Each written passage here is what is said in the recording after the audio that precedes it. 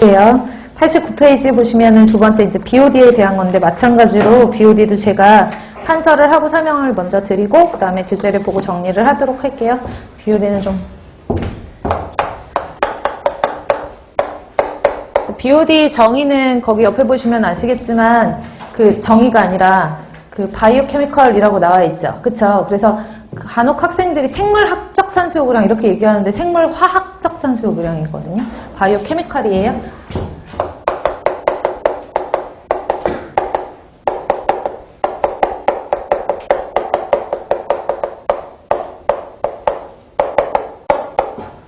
첫 번째 정의는 자, 수중에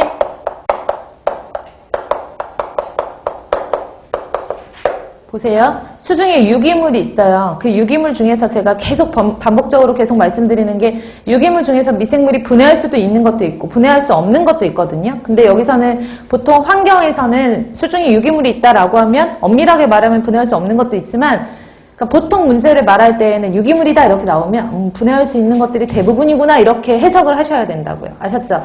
그래서 수중에 있는 유기물을 누가 호기성 미생물이 근데 여기서 말하는 호기성 미생물이 원생 동물도 될 수가 있고요. 아니면은 우리가 보통 얘기하는 호기성 박테리아를 주로 얘기를 하거든요. 그래서 호기성 박테리아 같은 것들이나 원생 동물이나 이런 호기성을 띠는 미생물이 다 총칭해가지고 이 미생물 수중에 있는 유기물을 호기성 미생물이 뭐 한다 그랬죠?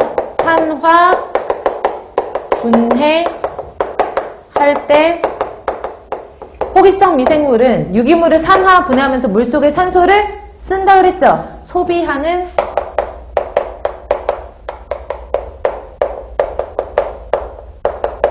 산소량을 BOD라고 정의하는 거예요. 그러니까 엄밀하게 말하면은 우리가 보통 흔히 사용할 때 BOD가 200ppm이래. 그러면 보통은 그 BOD의 양 200ppm이 유기물의 양이라고 보통 해석을 하거든요.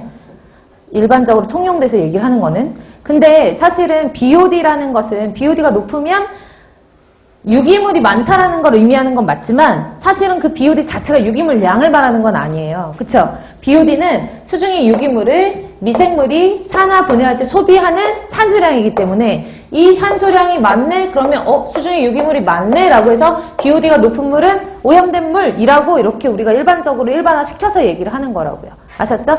그래서 원래는 BOD라는 것은 뭐의 양이다? 산소의 양이다. 이런 것들은 정확하게 알고 계셔야 돼요. 왜냐하면 BOD는 뭐 수중에 있는 유기물의 양이다. 이렇게 나오는 경우가 있거든요. 그래서 산소량을 말하는 거예요. 엄밀하게. 그래서 산소를 얼마만큼 소비를 하느냐, 몇 ppm 소비를 하느냐라고 해서 미리그램 퍼 리터로 표시를 하고요.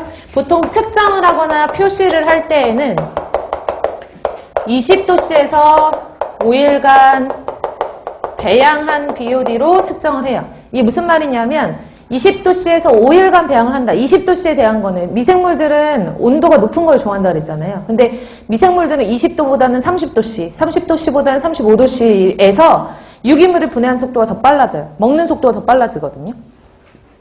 그 미생물의 증식 속도라고 생각하시면 되는데 10도씨보다는 온도가 조금 높은 20도씨, 20도씨보다는 30도씨, 30도씨보다는 40도씨겠죠. 근데 40도씨 정도 위상으로 넘어가잖아요. 그러면 미생물에 있는 그 단백질이라는 물질이 변성을 일으켜서 허용할 수 있는, 얘가 버틸 수 있는 최대 온도는 40도씨 아랫부분이거든요.